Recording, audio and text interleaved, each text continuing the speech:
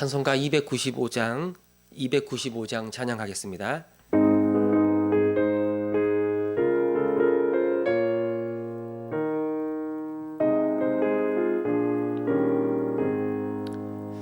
큰 죄에 빠진 나를 주 예수 건지사 그 넓은 품에 다시 품으시는 은혜는 저 바다보다 깊고 저 하늘보다 높다. 그 사랑 영원토록 나 찬송하리라. 날로 더욱 귀하다, 날로 더욱 귀하다. 한이 없이 넓은 우리 주의 사랑, 날로 더욱 귀하다. 옛날에 유대 땅에 주 예수 다닐 때 그 은혜 받으려고 큰 무리 모였네. 누운 먼자 병든 자를 다 고쳐주셨으니 나 같은 죄인까지 그 은혜 받도다. 날로 더욱 귀하다, 날로 더욱 귀하다. 한이 없이 넓은 우리 주의 사랑, 날로 더욱 귀하다. 주 크신 사랑으로 만 백성 위하여 그 십자가의 고난 다 받으셨으니 그 속죄 받은 성도 큰 소리 함께 높여 온 천지 울리도록 주 찬송하리라. 날로 더욱 귀하다, 날로 더욱 귀하다. 한이 없이 넓은 우리 주의 사랑, 날로 더욱 귀하다. 아멘. 계속 코로나가 지속되고 있습니다. 이전보다는 조금 잠잠해지긴 했지만 아직도 어려운 상황이고, 이것이 코로나 추석까지 계속 이런 방역 지침이 이루어지고, 그래서 우리가 아직도 이게 자유롭게 지낼 수 없는 그런 상황입니다. 이 추석을 앞두고 또 많은 이 소상공인들이 큰 어려움을 겪고 있는데 하나님 그들을 붙잡아 주시고 위로해 달라고 기도해 주시고요. 이 백신이 원활하게 보급될 뿐만 아니라 잘 부작용 없이 모든 국민들이 접종하여 면역이 형성되게 해달라고, 또 이 치료제도 속히 개발되어서 이 독감처럼 이 나라가 잘 관리할 수 있는, 그래서 다시 이전의 자유를 일상을 회복할 수 있도록 여러분 기도해 주시기를 바랍니다. 추석 이후에는 또 새로운 방역 지침이 적용될 수 있다라고도 그렇게 전문가들이 예상을 하는데, 어떤 길이 되었든 간에 거기에 잘 적응하게 하시고, 그래서 우리가 합력해서 또 마음을 모아서 이 어려움들을 잘 이겨나갈 수 있게 해달라고, 이 나라와 이 민족을, 우리나라뿐만 아니라 또 온 열방을 하나님께서 이 모든 공포와 두려움으로부터 벗어나게 하옵소서. 우리 이 시간에 한 번 더 이 코로나를 기억하면서 기도하겠습니다. 하나님 아버지, 아직도 코로나고 우리가 큰 어려움을 겪고 있습니다. 이 백신이 보급되고 있는데 하나님, 이 원활하게 잘 보급되고 또 많은 국민이 접종하여서 국민 전체의 면역이 형성이 되고 다시 우리의 일상을 되찾을 수 있도록 도와주옵소서. 추석을 앞두고 있습니다. 큰 대목인데 또 많은 사람들이 경제적으로 큰 타격을 입고 어려움을 겪고 있습니다. 그들의 마음과 상황을 하나님께서 아시온데 이 어려움을 잘 감당하고 또 피할 수 있는 길을 허락하여 주시고, 또 하나님 오히려 이를 통해서 주님 앞에 더 엎드리며 더 주님을 구하며 주님으로 만족할 수 있는 그런 우리들이 되게 하여 주옵소서. 하나님 아버지, 치료제도 개발되게 하옵소서. 그래서 독감처럼 관리되게 하셔서 우리가 마스크를 벗고 다시 우리의 이전의 일상으로 살아갈 수 있도록 주님 그 길을 열어 주옵소서. 추석 이후에 새로운 방역 지침이 전달될 수도 있을 것 같습니다. 어떤 방법으로 이제 우리가 살아가야 될지 알지는 못하지만 가장 선한 길로, 가장 좋은 길로 우리를 인도하여 주시고 이 모든 전체 상황을 이끌어가는 이 지도자들, 그러나 그 지도자들을 사용하셔서 결국 우리를 이끌어가는 분이 우리 주님이심을 우리가 믿사오니 이 모든 일들이 합력하여 결국 하나님의 뜻이 이루어질 수 있도록 주님 역사하여 주옵소서. 우리나라뿐만 아니라 아직도 전세적으로 많은 사람들이 공포와 두려움에 떨고 있습니다. 저 가난한 사람들은 더 큰 어려움을 겪고 있습니다. 하나님 그들을 불쌍히 여겨주셔서 이 모든 공포와 불안으로부터 속히 벗어나게 하시고 우리 일상을 되찾게 하시고 또 그들에게도 이 생명의 복음이 증거되어 함께 주의 나라를 꿈꾸는 그런 길들도 열릴 수 있도록 하나님 우리에게 은혜를 베풀어 주시옵소서. 주님 홀로 영광을 받아주시고 하나님의 뜻이 이 땅 가운데 이루어져 수많은 영혼이 하나님께로 돌아오게 하여 주옵소서. 아멘. 하나님 아버지, 코로나가 아직도 잠잠해지지 않습니다. 언제까지 지속이 될지는 알 수 없지만 하나님 우리를 불쌍히 여겨주셔서 속히 이 모든 두려움으로부터 벗어나게 하시고 우리의 일상을 되찾고 마음껏 주를 위하여 살아가는 그 날이 속히 오게 하옵소서. 백신이 잘 공급되고 모든 국민이 이 백신을 맞아 면역이 형성되고 부작용도 일어나지 않도록 하나님께서 붙잡아 주시고 또 속히 치료제도 개발되게 하셔서 하나님 이전에 독감처럼 국가가 잘 관리하여 다시 우리의 일상을 되찾고 하나님 정상적인 삶을 살아갈 수 있도록 우리의 길을 열어 주옵소서. 우리나라뿐만 아니라 전 세계적으로 여전히 많은 사람들이 큰 고통을 겪고 있습니다. 특별히 가난한 나라의 사람들, 하나님 그들을 더 불쌍히 여겨주셔서 피할 길을 열어주시고 또 좋은 것들이 나누어지게 하여 주셔서 그들도 살 수 있는 기회들을 허락하여 주시고 또 선교의 문도 이를 통하여 활짝 열려서 죽어가는 많은 사람들이 하나님의 품으로 돌아오는 생명의 역사가 일어나게 하여 주옵소서. 주님 영광 받아주실 줄을 믿습니다. 감사드리며 우리 주 예수 그리스도의 이름으로 기도합니다. 아멘. 우리 말씀 보겠습니다. 말라기 4장입니다. 말라기 4장 3절에서 우리 4절 말씀만 보겠습니다. 3절과 4절 말씀 우리 함께 읽겠습니다. 또 너희가 악인을 밟을 것이니 그들이 내가 정한 날에 너희 발바닥 밑에 재와 같으리라. 만군의 여호와의 말이니라. 너희는 내가 호렙에서 온 이스라엘을 위하여 내 종 모세에게 명령한 법 곧 율례와 법도를 기억하라. 아멘. 여러분, 하나님은 이 교만하고 악한 자들을 반드시 심판하실 거라고 말씀하셨습니다. 그 영광로에 불같은 심판의 날이 이를 것이고 동시에 그 악한 자들에겐 심판이지만 하나님을 경외하고 하나님을 신뢰하고 주를 믿는 사람들에게는 구원과 치유의 역사가 일어날 것이라고 말씀하셨습니다. 이 하나님의 백성들, 신실한 자들에게 하나님은 이 영광로의 뜨거운 불이 아니라 그들을 치유하고 그들을 회복하고 그들을 구원하는 공의로운 해, 모든 어둠을 물러나게 하는 빛으로 우리 주님이 오셔서 그들을 건져주실 거라고 말씀하는 거예요.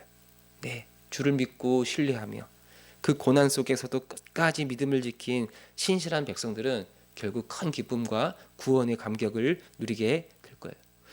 2절 하반절에 나와 있는 말씀처럼 외양간에서 나온 송아지 같이 뛰리라. 그 외양간에서 뛰어나온 송아지가 기뻐 뛰는 것처럼 영원한 기쁨과 영원한 즐거움과 영원한 복락을 누리게 될 것이라고 말씀하고 있습니다.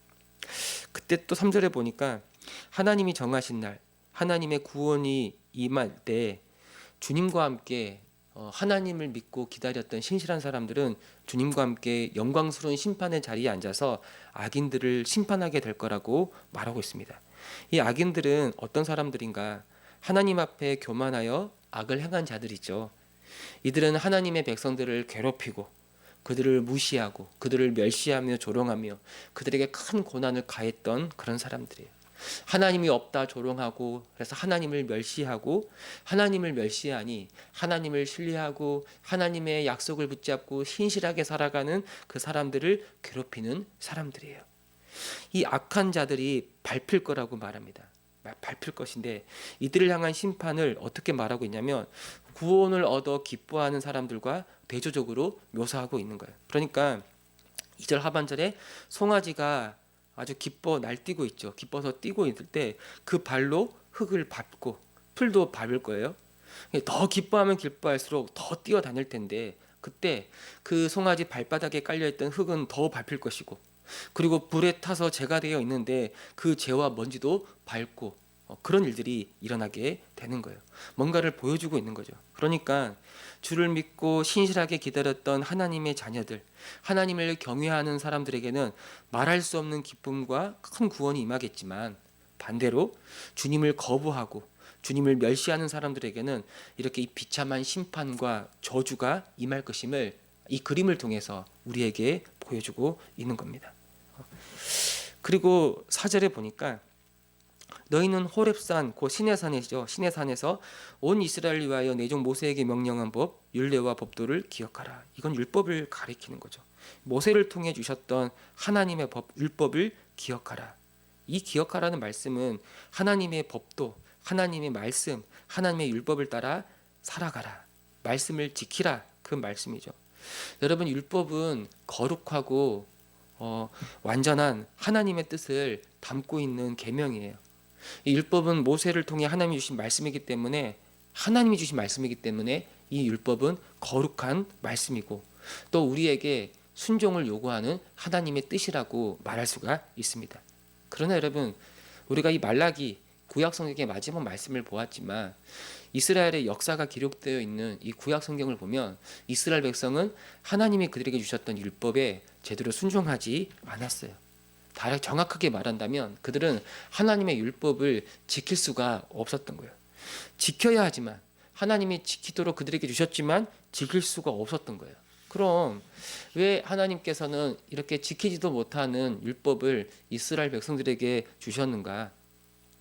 하나님께서 이 구약 시대 때 이 구속의 여정, 이 구속사의 과정 속에서 그 역사 속에서 한 민족 이스라엘을 택하고 그래서 그들을 통해서 이스라엘이라는 하나님의 나라를 세웠어요.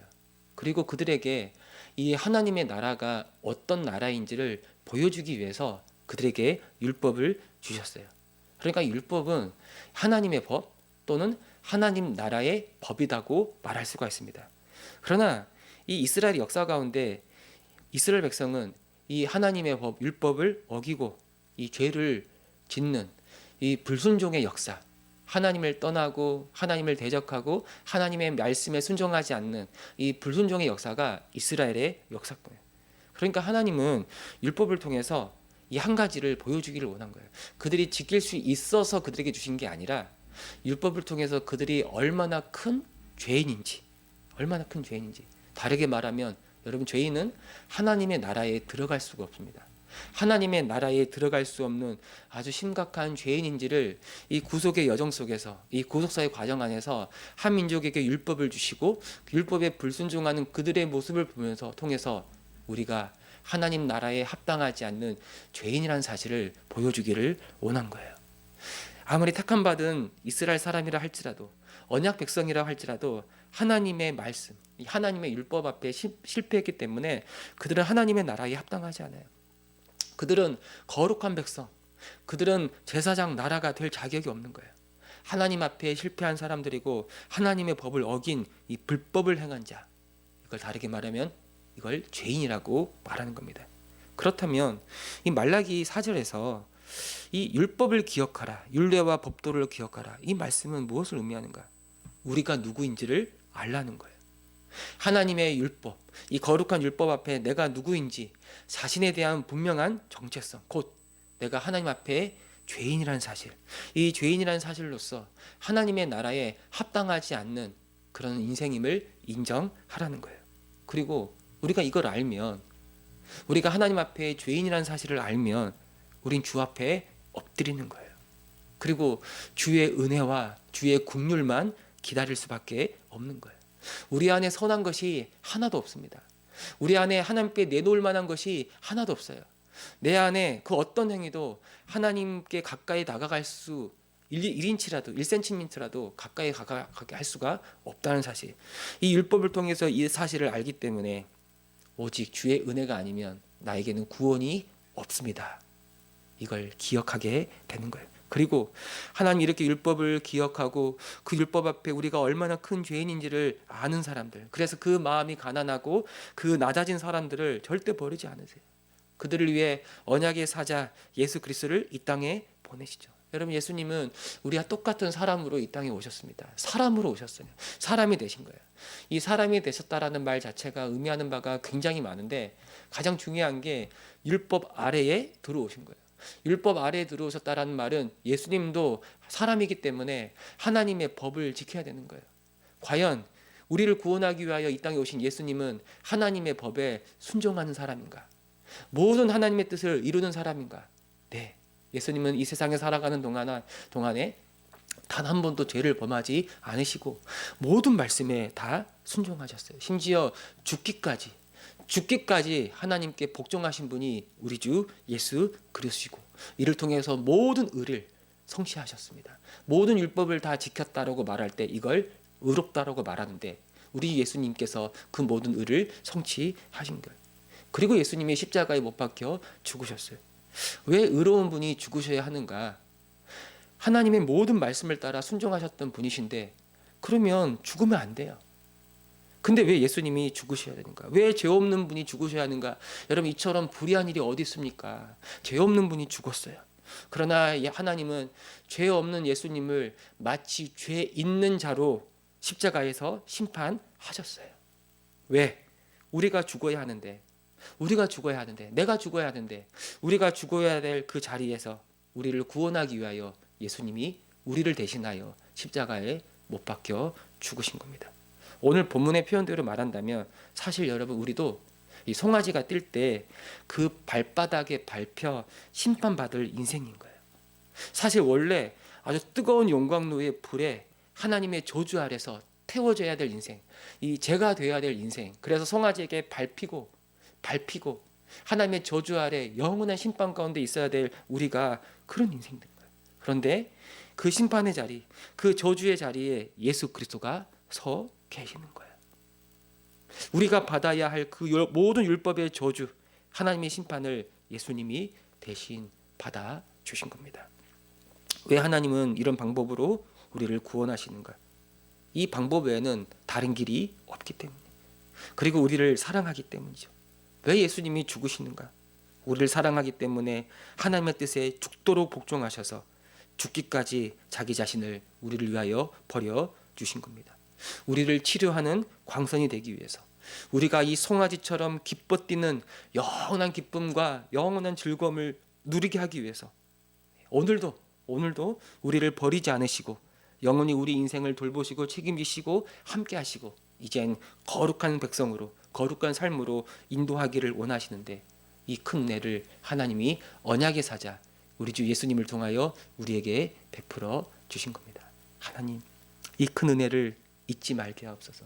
오늘 하루도 내가 시작하는데 이 은혜, 이 십자가의 능력, 이 십자가의 사랑, 이 내가 감당할 수 없는 엄청난 큰 구원, 주여, 내가 이 은혜를 알고 있는 자로서 오늘 하루도 감사하며 이 큰 은혜 받았으니, 이 큰 사랑 받았으니 내가 주를 위하여 거룩의 길, 주님의 길로 가기를 원합니다. 이것이 우리의 기도가 되기를 바라고 오늘 하루 우리의 삶이 되기를 바랍니다.